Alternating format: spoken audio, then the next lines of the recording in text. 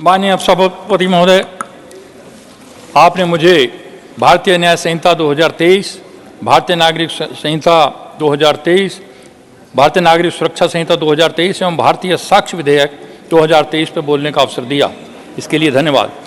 महोदय, मैं इन तीनों बिलों के पक्ष में बोलने के लिए खड़ा हुआ हूँ। महोदय, माननीय हमारे देश के यशस्वी प्रधानमंत्री माननीय मोदी जी ने 2019 में लाल किले की प्राचीर से पांच संकल्प किए थे, जिसमें एक ये भी था कि गुलामी के प्रतीकों को हटाने का काम करेंगे और माननीय मोदी जी जो संकल्प करते हैं उसको सिद्धि तक पहुंचाने का काम करते हैं। उन्होंने चाहे वो अपने रेसकोर्स रोड का नाम लोक कल्याण मार्ग रखा हो, चाहे राजपथ का नाम कर्तव्य पथ रखा हो, चाहे धारा 370 को समाप्त करने का मामला हो, चाहे महिला आरक्षण का मामला हो, चाहे ट्रिपल तलाक को समाप्त करने का मामला हो और चाहे इंडिया गेट पर सुभाष चंद्र बोस की प्रतिमा लगाने का मामला हो, उन्होंने जो कहा वो किया। महोदय, मैं इतना बताना चाहता हूं कि प्रधानमंत्री जी के नेतृत्व में माननीय अमित शाह जी ने, जो हमारे गृह मंत्री हैं, उन्होंने इन 3 पुराने कानूनों को जो 150 वर्ष पहले ब्रिटिश की संसद ने पास किए थे, बनाए थे, उनको समाप्त करने के लिए यह बिल लाने का काम किया है।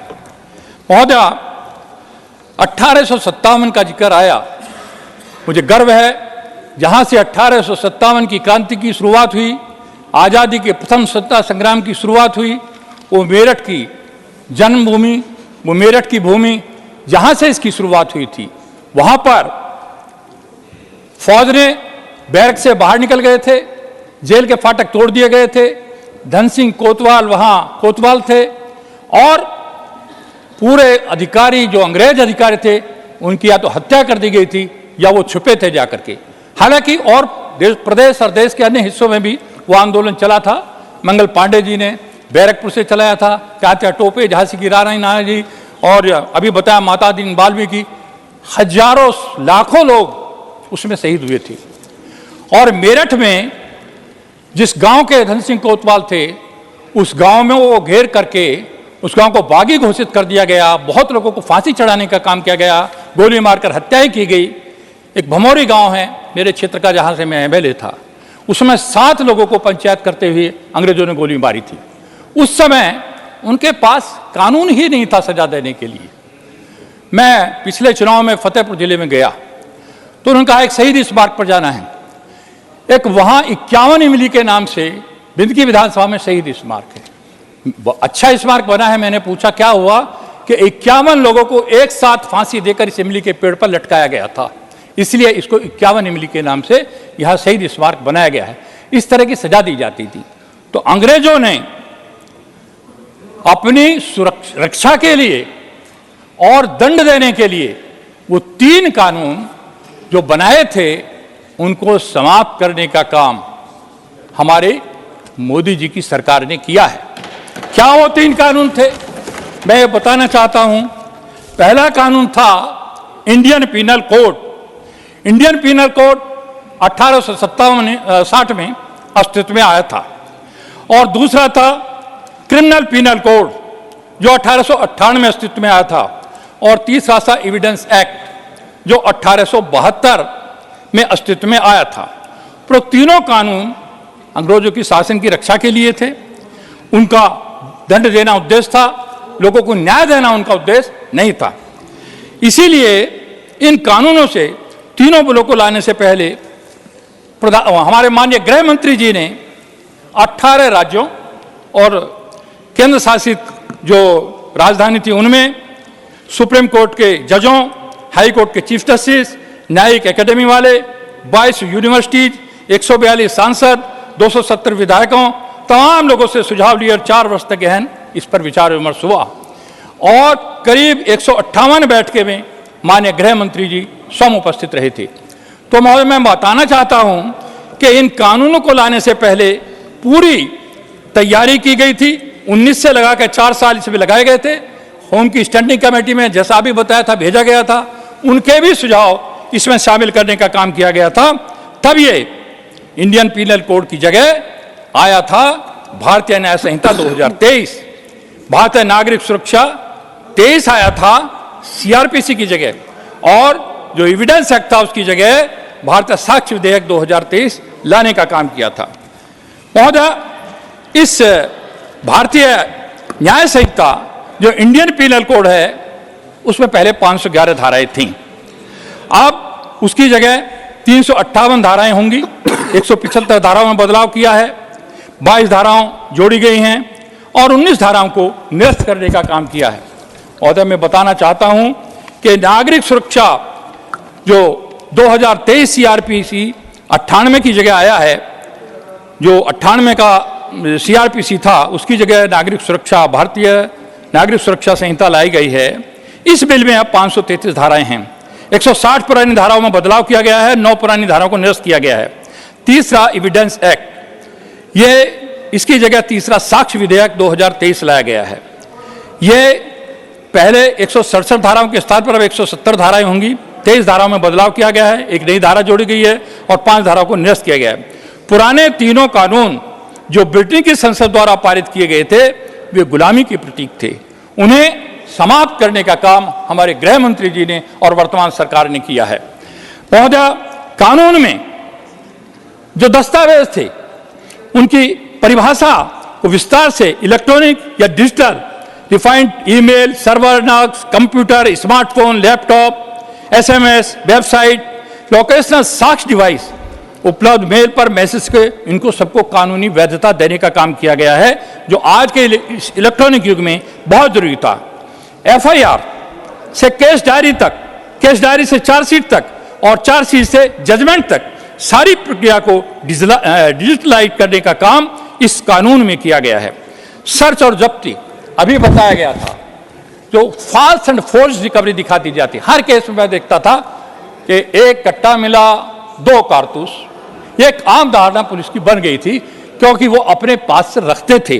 अब ये फॉल्स एंड फोर्ज रिकवरी नहीं होगी, जो भी रिकवरी होगी ये हमारे उसकी वीडियोग्राफी होगी, ये अनिवार्य कर दिया गया है और वो केस का हिस्सा होगी। पुलिस द्वारा ऐसी रिकॉर्डिंग के बिना यदि चार्जशीट दाखिल की जाएगी तो वो वैध नहीं मानी जाएगी। ये बहुत बड़ा एक इसमें काम करने का काम किया है।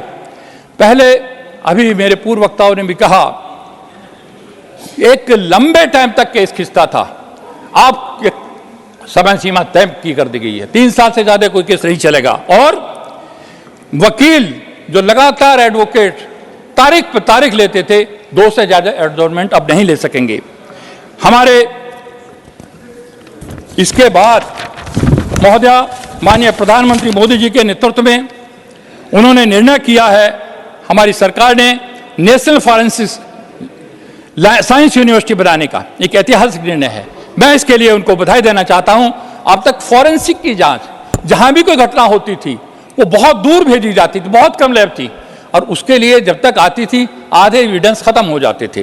अब 3 वर्ष बाद हर साल 33,000 फॉरेंसिक साइंस एक्सपर्ट और साइंटिस्ट देश के मिलेंगे। इससे दोष सिद्ध के प्रमाण जो अब तक एक्विटल का या कन्विक्शन का रेशो बहुत कम था वो बढ़कर 90% तक हो जाएगा, ऐसा लक्ष्य रखा गया है। महोदया, 7 वर्ष या इससे अधिक सजा वाले अपराधों को क्राइम सीन पर फॉरेंसिक टीम को अनिवार्य किया जा रहा है। इसके माध्यम से पुलिस के पास एक वैधानिक साक्ष्य होगा, एक एविडेंस होगा, जिसके बाद कोर्ट में दोषियों को बरी होने की संभावना बहुत कम होगी और कन्विक्शन की संभावना बढ़ जाएगी। अभी बताया 0 एफआईआर। आमतौर पर हम देखते हैं 2 थानों की सीमा के बीच में या 2 जिलों के बीच में कोई क्राइम होता है, हीनियस क्राइम होता है, पुलिस वाले एफआईआर नहीं लिखते, इस पर लड़ते रहते हैं, मेरी सीमा में नहीं है, इसकी सीमा में है, और तब तक वहां से सबूत खत्म हो जाता है, मुलजिम फरार हो जाता है। अब इसको 0 एफआईआर शुरू करने का निश्चय किया है। अपराध कहीं भी हो, जिस थाने में रजिस्टर करना चाहेंगे वहीं हो जाएगा। सीमा का विवाद को लेकर हीनियस क्राइम की एफआईआर कई घंटे डिले होती थी, अब नहीं होगी। पहली बार ई एफआईआर का प्रावधान भी जोड़ा गया है। हर जिले में एक थाने में ऐसा पुलिस अधिकारी नामित किया जाएगा जो गिरफ्तार किए गए व्यक्ति के परिवार को गिरफ्तारी की सूचना ऑनलाइन और व्यक्तिगत रूप से देगा। यौन उत्पीड़न में पीड़िता का बयान अनिवार्य कर दिया गया है। इस उत्पीड़न के मामले में बयान की वीडियो रिकॉर्डिंग की जाएगी और इसको भी अब कंपलसरी कर दिया गया है कि बयान पीड़िता का वो वीडियो रिकॉर्डिंग होगी। पुलिस को 90 दिनों में शिकायत का स्टेटस और 15 दिन में वादी को स्टेटस देना अनिवार्य होगा। पीड़ित को सुने बिना कोई भी सरकार 7 वर्ष या इससे अधिक के मुकदमे वापस नहीं ले सकेगी। महोदया, 3 साल तक की सजा पाने वाले केस की समरी ट्रायल होगी। पहले 2 साल था। समरी ट्रायल का मतलब है, समरी ट्रायल और वारंट ट्रायल। समरी ट्रायल का मतलब है कि सत्र न्यायालयों में जो केसेस हैं उनकी संख्या घट जाएगी, लगभग 40% तक घट जाएगी। इससे बोझ कम होगा और हीनियस क्राइम को तय करने में सत्र न्याय को समय मिल जाएगा, छूट मिल जाएगी। चार्जशीट दाखिल करने की समय सीमा भी 90 दिन होगी। परिस्थिति देखकर अदालत चाहे तो परमिशन 90 दिन की और दे सकती है। 180 दिनों में इन्वेस्टिगेशन समाप्त हर हालत में करना होगा। अब तक देखते थे 2-2, 3-3 साल लग जाते थे केस को, इन्वेस्टिगेशन को पेंडिंग हुए।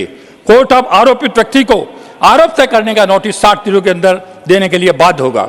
बहस पूरी होने के 30 दिन के अंदर न्यायालय को जजमेंट देना होगा। अब तक क्या होता था, 3 महीने निकल गए, जजमेंट नहीं हुआ, 3 महीने बाद दोबारा सुनवाई करते थे, आर्गुमेंट दोबारा होंगे। और इस बीच में यदि न्यायिक अधिकारी का ट्रांसफर हो गया तो नया आएगा, नई सुनवाई करेगा, तो सालों साल केस रखते। अब ये नहीं चलेगा। अब इसका तय कर दिया गया है कि हर हालत में ये बाध्य होगा अब कि 7 दिनों में ऑनलाइन उपलब्ध है। पुलिस अधिकारी या सिविल कोर्ट के स्टेटस, ये दूसरा मामला है।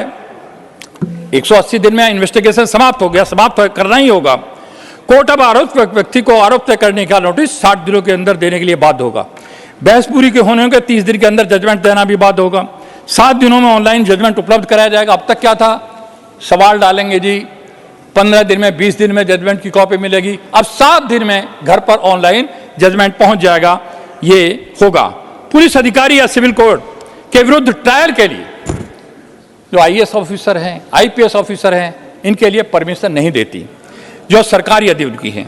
सरकार को 120 दिनों तक अनुमति देने पर फैसला करना अनिवार्य होगा, अन्यथा इसे डीम्ड परमिशन मानकर ट्रायल शुरू कर दिया जाएगा। शादी, रोजगार, पदोन्नति के झूठे वादे करके गलत पहचान के आधार पर यौन संबंध बनाने के अपराध को भी श्रेणी में लाया गया है। गैंग रेप के सभी मामलों में 20 साल की सजा या आजीवन कारावास इसको कर दिया गया है। महोदय, मैं इतना कहना चाहता हूं, 18 वर्ष की कम आयु की बच्चों के साथ अपराध के मामले में मृत्युदंड का प्रावधान किया गया है। मॉब लिंचिंग बहुत बात करते थे। एक हमारी विपक्ष के नेता, एक यहां हुआ था बटाला कांड। बटाला कांड में एक उग्रवादी, आतंकवादी मारा गया था। वो था आजमगढ़ का रहने वाला।